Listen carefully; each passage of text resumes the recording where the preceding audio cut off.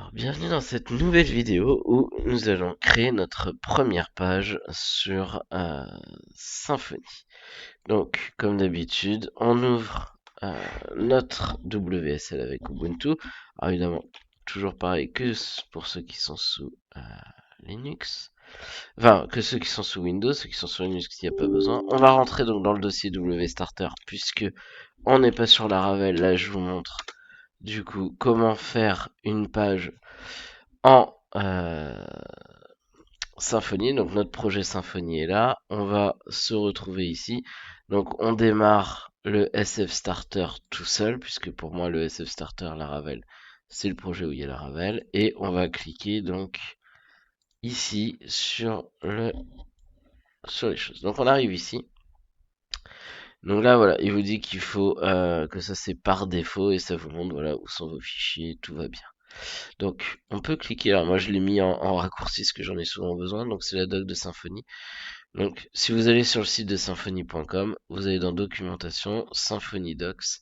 Voilà. Donc, on avait fait la première partie, la partie donc installation, où je vous avais montré comment on fait les choses. Voilà.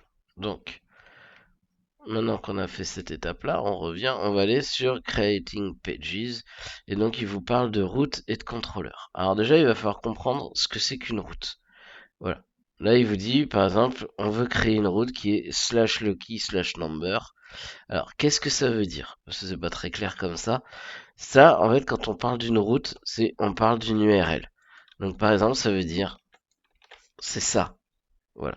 Et donc là, il nous dit no route found. Donc, c'est-à-dire qu'il va falloir gérer dans notre application de dire cette URL correspond en gros à telle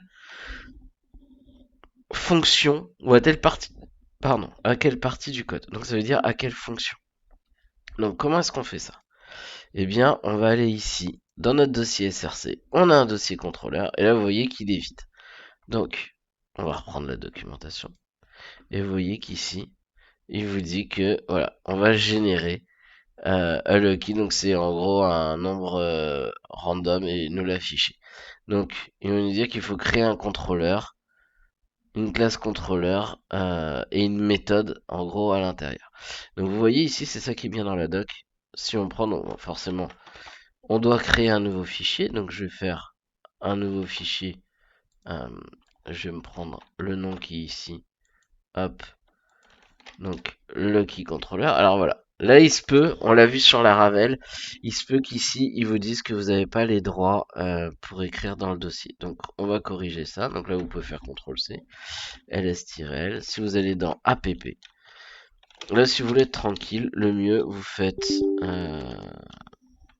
donc, sudo show votre nom d'utilisateur, deux points, le groupe, en général c'est le même, et là on va faire app dash r-r.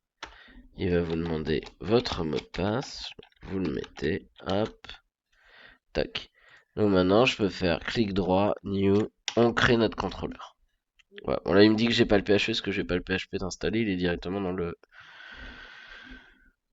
container.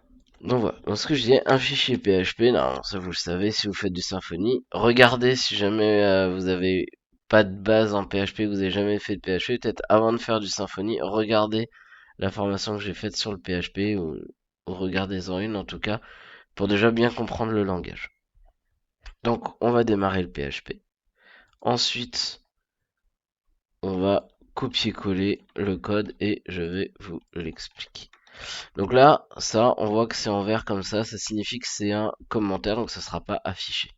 Et là, on voit, vous voyez, src contrôleur, le key contrôleur. Donc ça tombe bien, on est src contrôleur, le key contrôleur. Ça vous permet de savoir quel est le fichier que vous modifiez. Ça, c'est un truc que vous retrouvez tout le temps dans les docs, donc c'est important de bien comprendre. On va avoir un namespace. Donc ça, en fait, c'est, vous pouvez créer, donc en fait, regrouper les classes par namespace. Donc là, en gros, dans le app controller, on aura tous les contrôleurs. Ensuite, on a un use, c'est parce qu'on va avoir besoin de réponses. Vous voyez qu'à la fin, on va return new réponse. Donc, on a besoin de lui dire où est-ce que se trouve la réponse. C'est comme un import. Quand vous faites use, c'est comme si vous faisiez import réponse du fichier Symfony. Voilà. Donc c'est comme ça que ça marche. Donc faut pas oublier de faire les use. Ensuite on définit une classe, donc un contrôleur, donc qui s'appelle le key Alors attention, ça c'est important. Il faut qu'elle porte le même nom ici que votre fichier PHP, sinon vous aurez des soucis. Et ensuite on a la fonction number. Alors on revient ici. Rappelez-vous, ici on a le key slash number.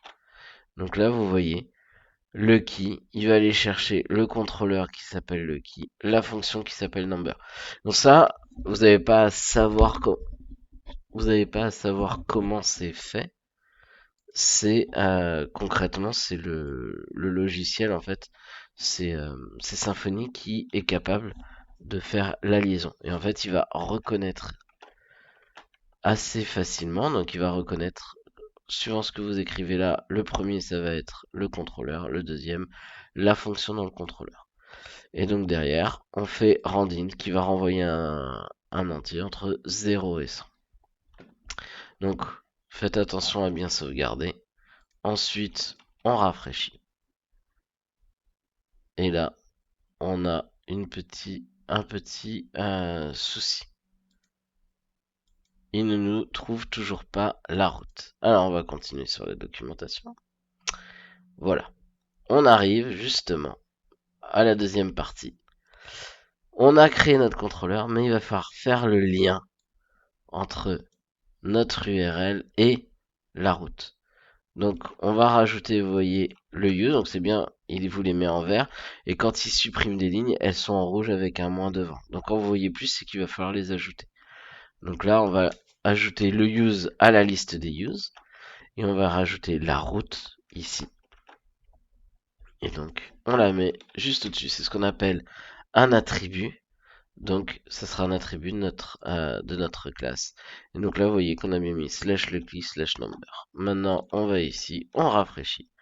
Et vous voyez qu'il nous ressort bien lucky number 69. Si je rajoute 29, 10, 48, voilà. Donc, vous voyez qu'il nous renvoie ce petit HTML. Alors, c'est déjà un premier truc. Hein. Là, on peut se dire, voilà, vous avez réussi votre première page. Alors, si on descend, voilà, vous pouvez avoir donc accès à une ligne de commande. Donc ça, je vais vous montrer comment on fait. Rappelez-vous, l'idée normalement, on fait sudo docker compose exec 3w bash. Donc, on exécute dans le conteneur 3w le programme bash. Voilà. Donc maintenant, on va essayer de voir justement les routes qui existent. Donc si on fait php bin console document route, tac, voilà, il nous affiche toutes les routes par défaut. Donc ça, c'est des routes que lui a générées dont on se sert pas trop. Et par contre, on voit que la nôtre app lucky number correspond bien à slash lucky slash number. Alors, vous pouvez faire aussi un truc, sf debug router. Ça va vous donner exactement la même chose, ça vous évite de taper php bin console. Ça, c'est un des alias que j'ai créé. Rappelez-vous, dans mon Dockerfile, ici, je lui avais dit que sf c'était égal à php bin console. Voilà, c'est toujours intéressant et vous pouvez en rajouter d'autres qui vous semblent utiles à vous. N'hésitez pas pour vous simplifier la vie de développeur. Donc voilà, là on voit qu'on a les choses. Alors, on va regarder. On a ici par défaut ce qu'on appelle la... je vais plus retrouver le nom. Voilà, la Web Debug Tour, donc qui fait partie du Profiler Pack. Donc si vous avez installé avec le -web, il va vous l'installer par défaut. Sinon, bah, vous pouvez faire un Composer Require de Symfony Profiler Pack. Ça va l'installer. Ensuite, voilà, on est ici. Alors, comme je vous disais, nous on n'aime pas trop. En tout cas, c'est le but de ne pas mélanger le HTML dans le PHP. Donc là, c'est pour vous vérifier que ça marche, mais on va essayer de faire ça un petit peu mieux que ça. Et vous voyez qu'on peut utiliser Composer Require Twig, et ça va nous permettre, du coup, vous allez voir, d'utiliser en fait un système de template. Alors là, voilà, on voit qu'ici, il nous fait un nouveau use, donc de abstract controller, donc on va le faire. Ici, je rajoute mon use à la fin, vous voyez, là en gros c'est pour nous dire, bah, on le met à la suite. Et ici, voilà, vous voyez, il nous dit retirer la ligne, donc en gros, remplacer la ligne le key controller par celle-là. Donc c'est ce que je vais faire. Je vais faire ça, pof, tac. Et quand on descend, on voit ici donc qu'il a le key extend de abstract controller. C'est-à-dire qu'en fait notre le key controller aura toutes les propriétés du abstract controller. Et là voilà, on voit que c'est cette partie-là. D'ailleurs là on voit qu'il fait plus les choses qui ont disparu. Donc on va le faire nous-mêmes. On a bien notre number.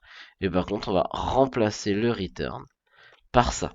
Par return this render, le key number.html.twig. Et on en parlera après, mais en tout cas ici, on lui passe, du coup on va passer à notre number.html.twig. On va lui passer donc le nombre qui aura été généré, comme ça dans la vue on pourra s'en servir. Alors, revenons ici. Là, si je rafraîchis, on va avoir une erreur. Et là, vous voyez ce qu'il nous dit, qu'il ne trouve pas le template, le key number, et il vous dit où il regarde. Il va regarder dans var www templates, var www vendor symfony, enfin, voilà, dans tout ce répertoire-là. Et là, on a un petit indice. Il nous parle d'un truc qui s'appelle var www templates.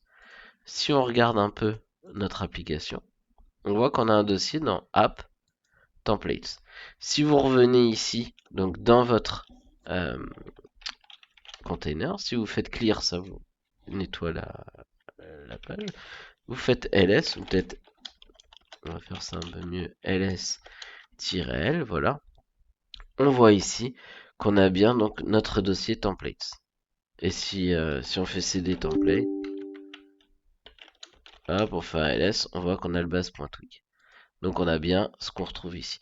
Donc là, en fait, ce qu'il va falloir faire, c'est créer un dossier qui s'appelle le key, puisque là on a le key slash, et un fichier qui s'appelle